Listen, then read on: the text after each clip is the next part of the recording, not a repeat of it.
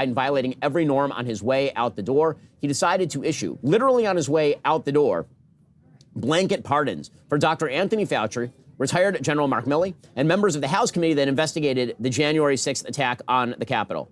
Even the Associated Press says this is an extraordinary use of the powers of the presidency in his final hours.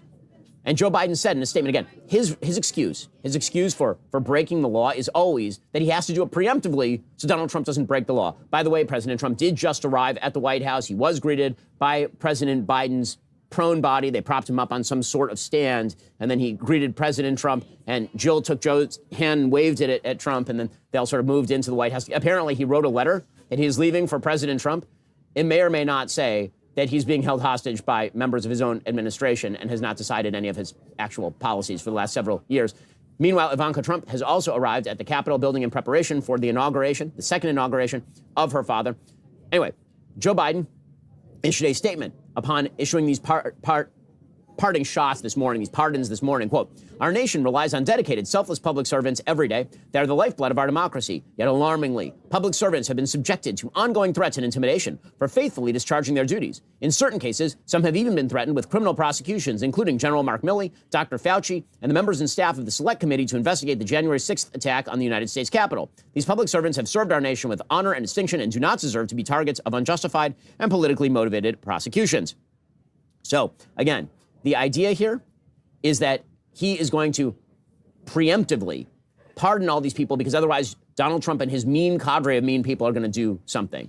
And that'll be so brutal. This has been Joe Biden's going excuse for everything for 4 years. If I don't violate the law, then they will violate the law. Well, but it turns out that when it came to actual violation of the norms, of the actual running of the government, Joe Biden violated everything. We had to sue the federal government. We, the Daily Wire, sued the federal government to stop you from having to get a vaccine that Joe Biden tried to cram down on you via OSHA, the Occupational Safety and Health Administration. Like, that's insane. Joe Biden attempted to use the mechanisms of government to ignore the Supreme Court when it came to student loans. Joe Biden attempted to activate the federal government in order to shut off, in the waning days of his administration, offshore oil drilling across the entire.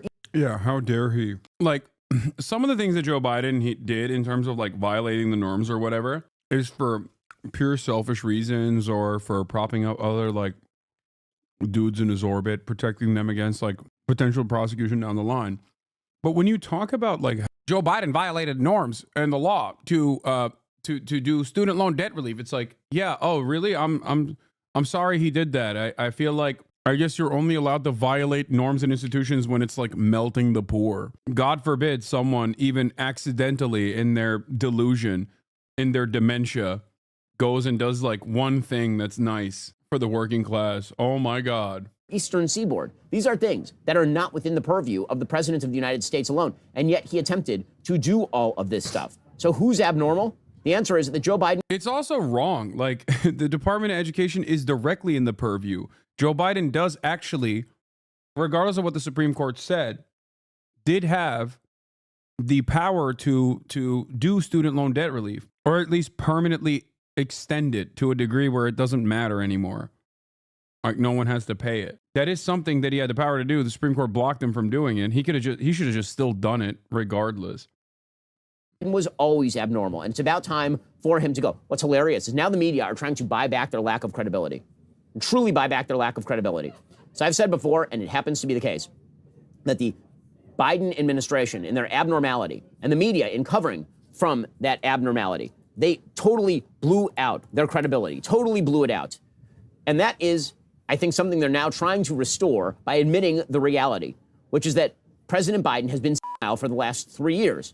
There's an entire article in The Guardian over the weekend in which The Guardian finally admits, oh yeah, Joe Biden has been senile for a long time. For like a very long time.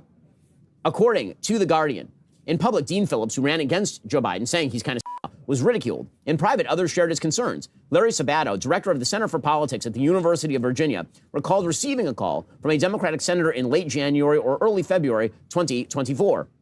Quote, "I said, is there any particular reason why you called me? I'd like to know." He said, "You do realize off the record that Joe Biden is not going to be our nominee." I was stunned.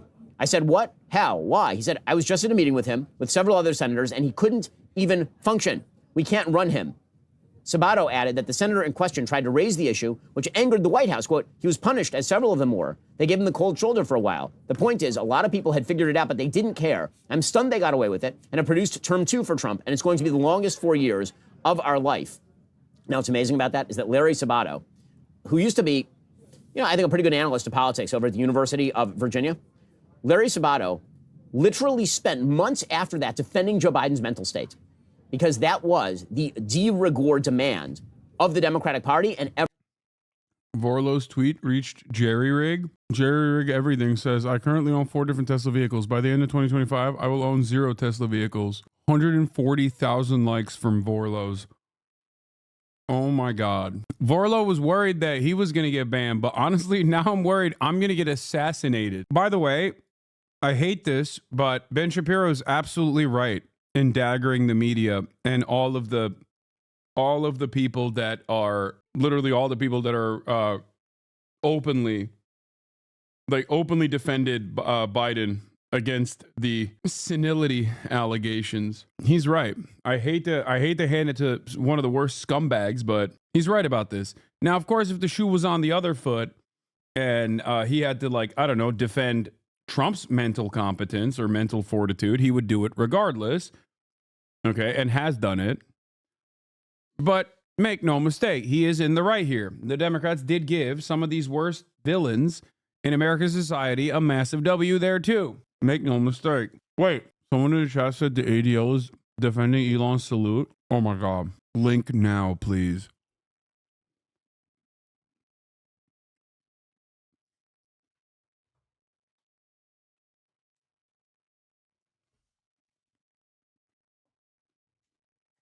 These guys have been trying to get me banned off Twitch because of my criticisms of Israel. Oh my God. Oh my God. I didn't think they'd be so shameless, dude. I mean, I didn't think that this joke was going to be the truth. I said, it's okay, though. He's pro-Israel. Don't worry, guys. And then the ADL did the damn thing. They did do that.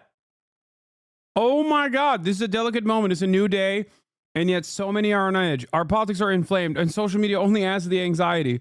It seems that Elon Musk made an awkward gesture in a moment of enthusiasm, not a Nazi salute, but again, we appreciate that people are on edge. In this moment, all sides should give a bit of grace, perhaps even the benefit of the doubt, and take a breath. This is a new beginning. Let's hope for healing and work towards unity in the months and years ahead. Bro, Steven Crowder was like, that's crazy that he did the Nazi salute. Like, you're outflanking Steven Crowder. Yeah, Noah's tweet was funny too. He said, Tablet Magazine 10 minutes from now. Yes, Elon did a Sig Heil. No, it's not Nazi. Here's why. Elon Musk draws outrage over odd-looking salute at Trump inauguration celebration. Indeed, many observers suggested that Musk was instead performing a Roman salute that soldiers in the ancient empire would use to greet their commanders as a show of respect and loyalty. The Roman salute, however, was later adopted in some forms by fascist states, including Nazi Germany, as some noted. What is going on in the entire Western world? What is going on in the entire Western world? What is going on in the media? I'll tell you what's going on. Wow. Congratulations to POTUS. We must confront rising on college and university campuses, push for the release of all, and work towards peace in the Middle East. Yeah. Elon Musk comes out with a swastika armband, and they're like, well, initially the swastika was used as a Hindu symbol of peace for many decades before it was adopted by the Nazis before it was adopted by the fascists in Nazi Germany.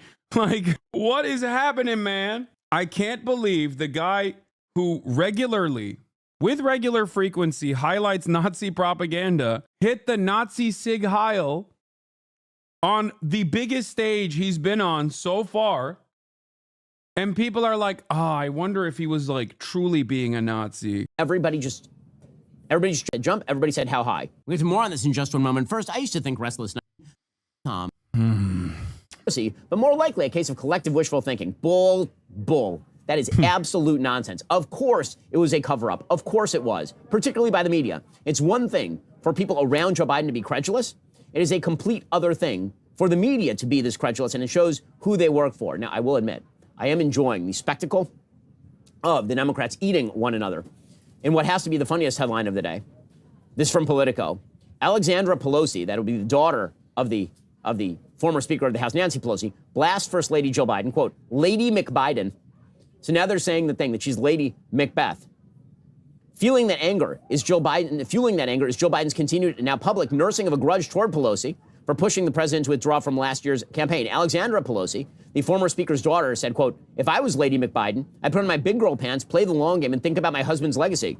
There aren't many people in America who have something nice to say about Joe Biden. Nancy Pelosi is one of them. Wow, Lady McBiden. Now, only I have been calling